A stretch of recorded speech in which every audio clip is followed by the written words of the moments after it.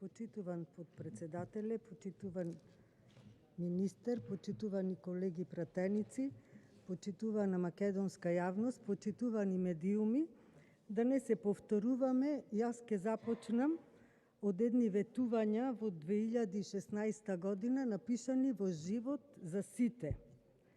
Со цел да се обезбеди диверзификација на снабдувањето со природен газ и за поефикасна гасификација на југозападна Македонија, веднаш ќе започнат активности за приклучување на Македонија кон Трансадриатик гасоводната мрежа. Интерконективно, конективно поврзување со Бугарија и Грција, со цел да се зајакне сигурноста во снабдувањето со природен газ и да се зголеми конкурентноста, ќе се насочиме кон поврзување на македонскиот преносен гасоводен систем со преносните системи на Република Бугарија и Република Грција. Природниот газ ќе биде достапен во цела Македонија. Со изградба на магистрални гасоводи и примање на иновативни нови технологии и изградба на дистрибутивни мрежи ќе овозможиме користење на природниот газ како ефтин и еколошки чист енергенс за секого во Република Македонија. Една шарена лага напишана во план за живот.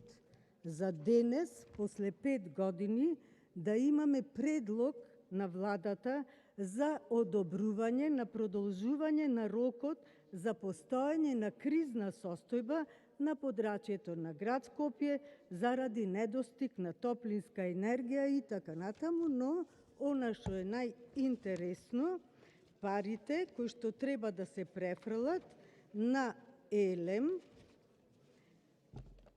член 4 за мерките определени во членот 2 од оваа одлука се обезбедуваат финансиски средства од буџетот на Република Македонија за 2022 година од раздел 04001 Влада на Република Македонија под програма Мерки за справување со COVID-19 кризата и други антикризни мерки.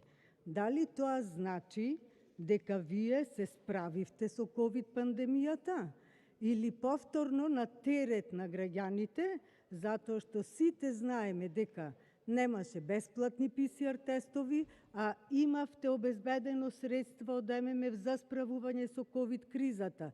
Дали ги подпомогнавте граѓаните кога се лекуваа во приватните болници, кога немаше места по нашите клиники? Дали им обезбедивте достапно лекови на граѓаните, па сега криминалите на ЕЛЕМ и на РЕК Битола ќе ги покривате со пари од буџетот на Република Македонија? Ете, тоа е вашето неработење. После 5 години од вашето владење имаме енергетска криза. Македонија не произведува ни една половина од потребите за енергија откако е СДСМ на власт, затоа што на СДСМ и ДУИ им е полесно да увезуваат јаглен, да увезуваат мазут, наместо да се копа јаглен во РЕК Битола, да вртат камионите на фамилијата од Струмица, да се зема рекет од 250.000 евра на секоја земање на работа во РЕК Битола и на секоја фирма, ама за тоа сите сте ни слушате, ни гледате за ова што се зборува. Економска криза, значи после 5 години имаме економска криза, нема странски инвестиции, нема раст на бруто домашен производ. Република Македонија за 5 години е задолжена, денес должи 7 милиарди евра, а прито една шајка во државата немате заковано, една фабрика немате отворено, ништо немате направено и секој македонец е задолжен по 3600 евра благодарение на вашето недомакинско работење. Имаме здравствена криза, значи стигнавме 5-ти во светот по број на починати граѓани од COVID пандемија. еден успех, не можам да ви кажам, страшно е ова што ни се случува. И на крајот имаме топлинска криза. Па сега сакам да ми одговори, пошто министерот е тука, што правеше комисијата, кои мерки ги презеде, на време дали презеде мерки и зошто Република Македонија го плаќа гасот по 1300 евра, а да речеме Република Србија го плаќа гасот за 270 евра, Република Бугарија од 350 до 500, а ние го плаќаме по 1350 евра. Зошто е тоа така? Ние најбогати сме. Затоа е така. Сакам да ми одговорите. Значи, што презеде комисијата за да се спречи оваа топлинска криза во градот Скопје и зошто ние плаќаме толкава цена на гасот? Дали ќе одговара некој во оваа држава за дестимулација на странските инвестиции?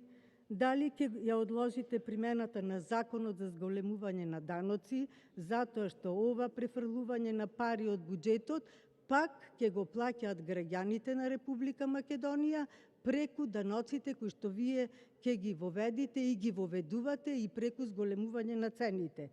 Дали ќе ги врати некои законските одредби за поголема контрола на јавните набавки?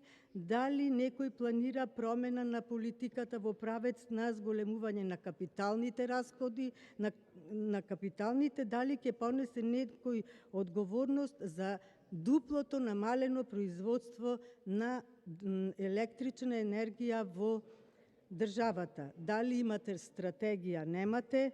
Немате аргументи за сите овие 5 години што владеете. Знам дека покажавте неспособност, неработење, криминал, корупција, а одговорност и после 5 години од вашето владење не видовме. Благодарам. Реплика пратеничката Марија Костадинова, повелете.